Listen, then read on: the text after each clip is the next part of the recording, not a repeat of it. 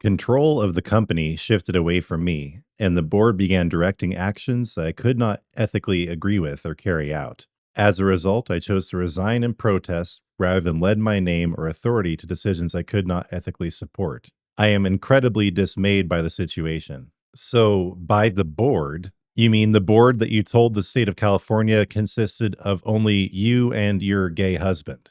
Hey everyone, it's Spopes. Since I'm very interested in where the MMO industry is going overall, I've been following Ashes of Creation with some interest over the last couple of years. Even though I've never played the game, I've heard a lot about it. I know that a lot of people were saying this was going to be the MMO to save the industry. It was basically the only good MMO in development, but now it has completely fallen apart.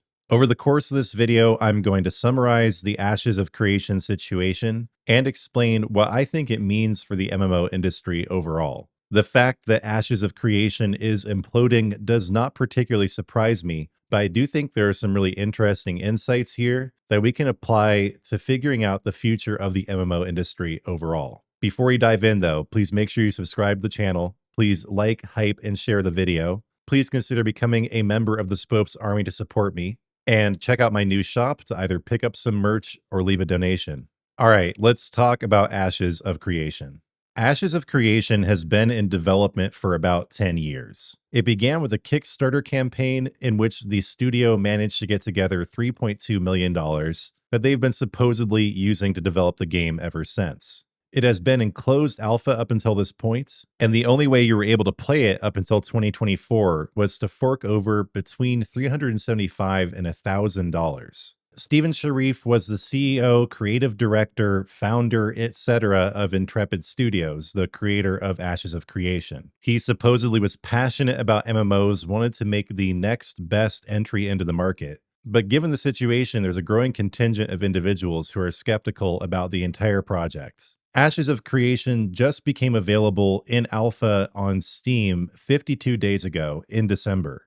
Since this launch, it made around $15 million through Steam. But now Steven Sharif has left the building, he has left the game, and it's looking like basically the entire staff at Intrepid Studios are being let go as well, with the studio being most likely to shut down in the near future. Now, here's where things get interesting. In a Discord message, Steven Sharif said that he is resigning due to decisions being made by the board. He can't agree with these decisions for ethical reasons, so he left. The thing is, though, that when Intrepid just filed paperwork with the state of California at the end of December, the only two people listed as being part of the board are Steven Sharif and John Moore. And within the state of California, Steven Sharif is considered to be married to John Moore, even though they are both men. This has led the Redditor who posted this information to conclude that either Steven is lying or the state of California is.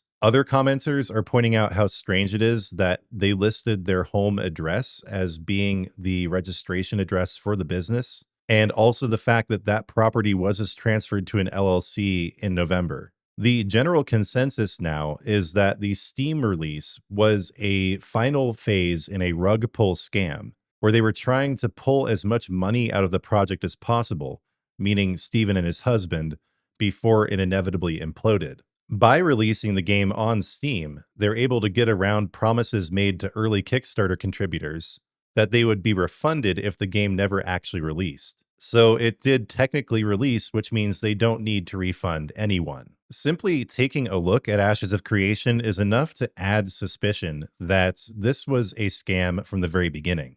Commentators have pointed out that the game looks like it was made in 2015. This does not look like a modern game. It actually basically looks on par with Guild Wars 2 or Elder Scrolls Online.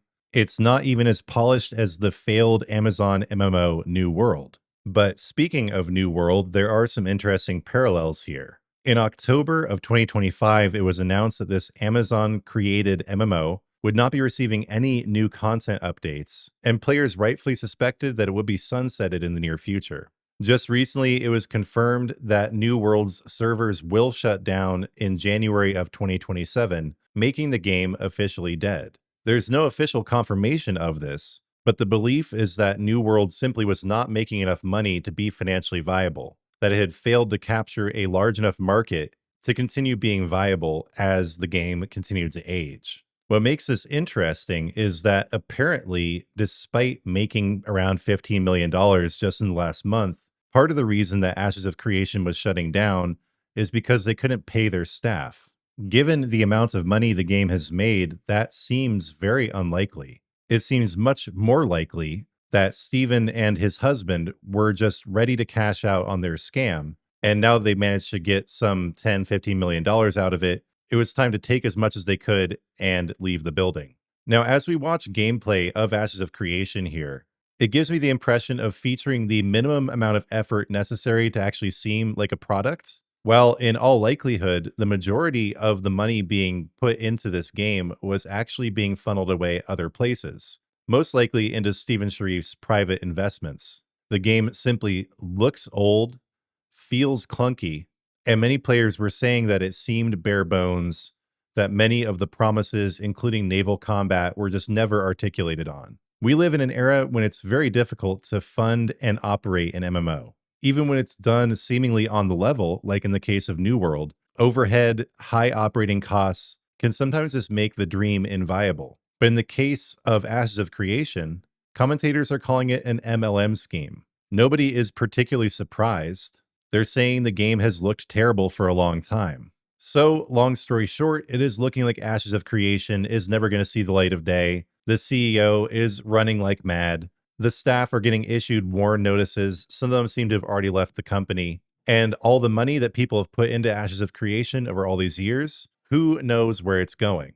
Who knows where it went? But all of the signs seem to point that it just went directly into Steven Sharif's pockets. Now, if you're curious about my thumbnail, this comes from a tradition early on in the development of the game where they would raise large amounts of money on stream, supposedly for charity, and then would just do horrible things to Steven Sharif as a way of celebrating. During this particular fundraising extravaganza, they managed to raise nearly $90,000, and it sounds like they raised about $150K overall. But was this just a stunt?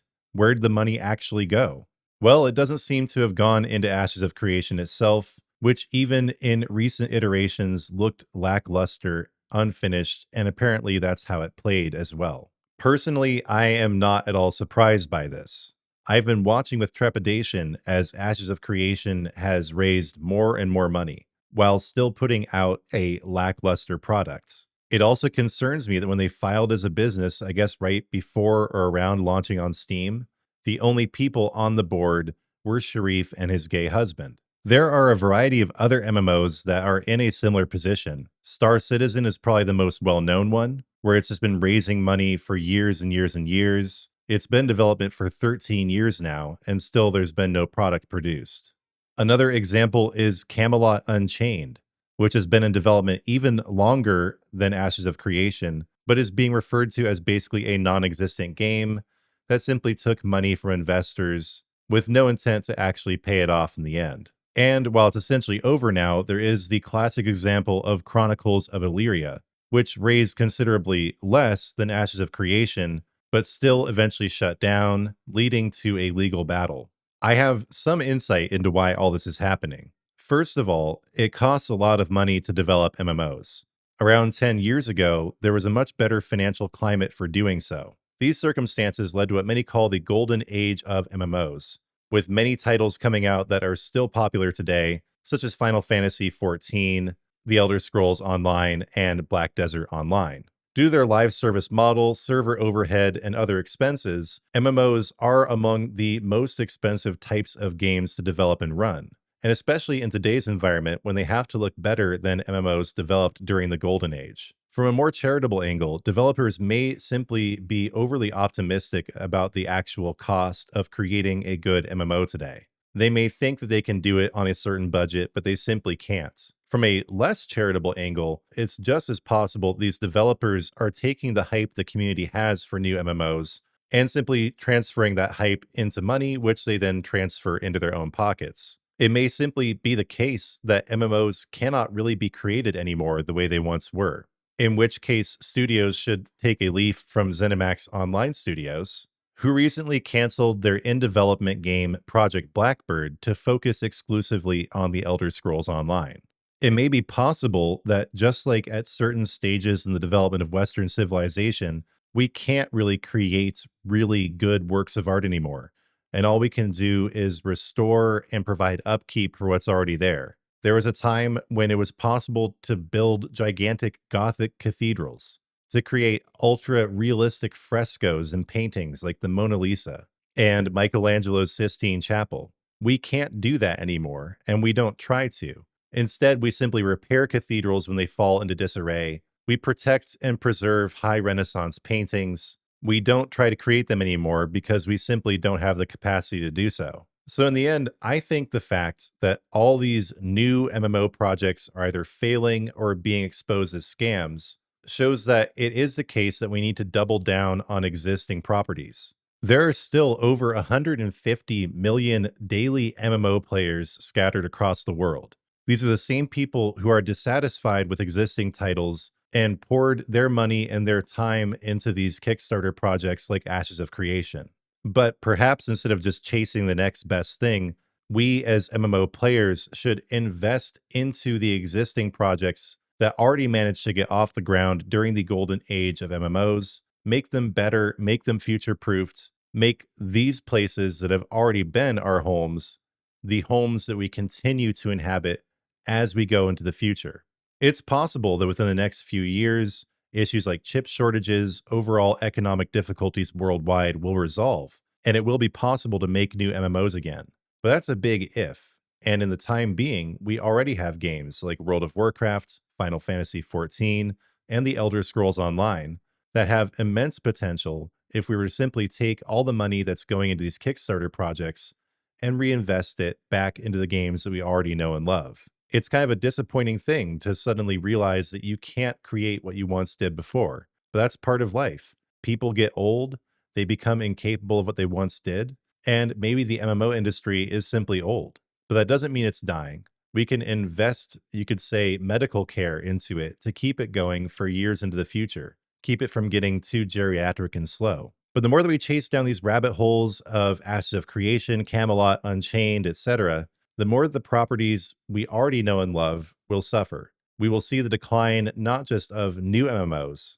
but of old properties that could still be amazing if we simply put the work and the love into them that they deserve. I appreciate you watching. Please do let me know what you think about the Ashes of Creation situation below in the comments. I think this was inevitable. It was bound to happen. I'm not particularly surprised, but I do feel for the people who paid for early access, who bought it on Steam. It really does look like the creators just took your money, pulled out the rug, and ran away with it. Let me know if there's any nuance that I missed here, any updates to the situation. Please put it all in the comments. And as a Christian man, I'm going to end the video with a prayer to my Lord and Savior, Jesus Christ. Lord, thank you for bringing your truth to bear in the Ashes of Creation situation. I do pray for all of the honest and hardworking developers that were affected. If it's true that embezzlement and deceit was involved here, I do ask that you bring Steven Sharif and his husband to justice. I ask that you provide refunds to all the people who were defrauded. And I ask that we take this opportunity to refocus on the MMOs that already exist, that we stop investing in failed projects like New World and Ashes of Creation, but that the millions and millions of MMO players around the world find their home in existing titles and invest in them to make them better. Lord, I give you all glory for the video and for my channel. Please continue to bless my channel with rapid growth. Bless everyone watching. Give them everything they need in life and in the world of MMOs. Lord, in your mercy, hear our prayer. Again, thank you for watching, everyone. Please don't hold back from leaving your comments. And before I go, I'm going to plug one more time. Please do become a member of the Spopes Army to support me. I have options starting at just $1 a month that give you custom emojis, all sorts of perks. And also do please check out my new Fourth Wall shop where you can pick up Spopes themed merch and also leave me direct donations. And before you click away, please subscribe to the channel. I'm going to have a lot more videos like this coming out soon. Please like, hype, and share the video. And when you do subscribe, turn on notifications because I'll be back soon with new content.